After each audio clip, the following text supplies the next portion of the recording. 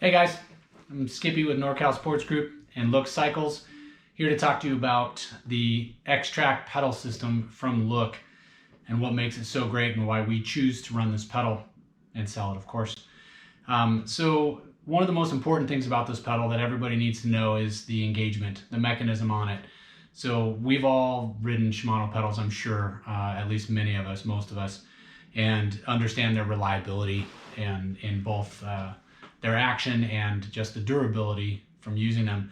So Look has licensed that SPD, except they've taken and changed the ergonomics a little bit to fit their pedal body and to actually increase mud shed and inclement weather design. So outside of that, the biggest difference with these pedals, with the Xtrack system, is the overall surface area and the width of them in order for your foot to have a better engagement overall on the pedal and to put more power down.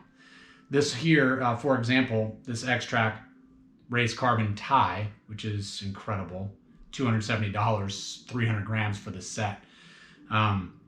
This has a 60 millimeter width on it and an overall platform of 515 millimeters squared. So to put that into perspective, an XTR pedal is 314 grams and 188 millimeters squared. So this pedal here is substantially bigger than that, although it is $100 more, granted, or $90 more, but it's pretty amazing. So somebody who cares about that, this is an absolute go-to for that. But what's cool about our pedals, whereas some of the others actually bounce around a ton as far as the engagement or the platform, the width, ours is pretty much the same throughout the entire line with one exception. I'll get to that when I get there. So this is the Xtrack Carbon Race. The only difference between this and the other one, other than a ton of money, this is only $130, is no titanium axle. So you still have that 60 millimeter width, the 515 millimeter squared surface area, but much lower price. So this guy here, you could put this up against an XT. It's a little higher at $130 as opposed to an XT at $119, but the surface area is twice as much on this. So that's giving you a pretty huge benefit when you think about it. So one of the main race style pedals out there with an XT, you've got a competitor here that, in my opinion, really kicks its butt. Now, if that's still too expensive, you can carry on through to the Xtrack Race. This pedal here is no longer carbon. That's the biggest difference. This is a polyamide composite body, but it still has the 60 millimeters, the same surface area, the same engagement, the same SPD. So you're really, all you're doing is saving a ton of money. This guy drops down to 90. So in the line, you go from $270 with that's super light, with the tie. Then you have the Race Carbon at $130, which is still a smoking deal. And then you go down to 90 bucks with the polyamide body, which is incredible. So the change I mentioned, the one that does get us a little bit tinier platform, is the standard Xtrack. This is aluminum, so this body shrinks down to 57 millimeters wide. What's really cool about that is that it actually puts it directly up against an XT, which is kind of silly when you hear the price, but the XT is 57 millimeters wide, and it's a 276 millimeter surface area. This is the same width at 57, but it's a 350 millimeter surface area. So the whole surface area, it's not just width, because we still have more area complete on the pedal at $50. So you can save $70 from an XT. Now, I'm not a race to the bottom guy, so I'm not recommending you do that. Somebody wants an XT pedal, bare minimum I'd go to the Xtrack Race. More likely I'd try to sell them that carbon at 130. But still, just to put it into perspective, this is a smoking deal at $50. So the other pedals we have, and the ones that truly won me over, are the Xtrack Enrage pedals. So this is an Enrage Plus titanium. So this is, of course, up in that higher echelon.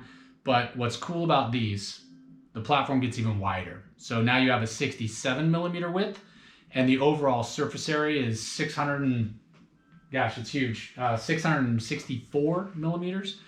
And then you also have the traction pins, which I love. So I definitely noticed the difference on these. When I set my foot on that, I use the Enduro style shoe, Vibram rubber type of thing.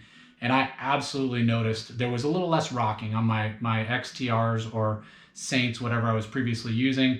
I definitely had a little bit of rocking back and forth. I was sitting on the cleat more than I had wanted to, but I didn't really notice a problem until I got on this. And this has a really, really beautiful platform on it for that. And then you have more of all the rest of our pedals who aren't going to run tie at that huge price point of $270. You've got the Xtrack Enrage Plus. So this one, essentially the same deal. It has the same platform, 67 millimeter width.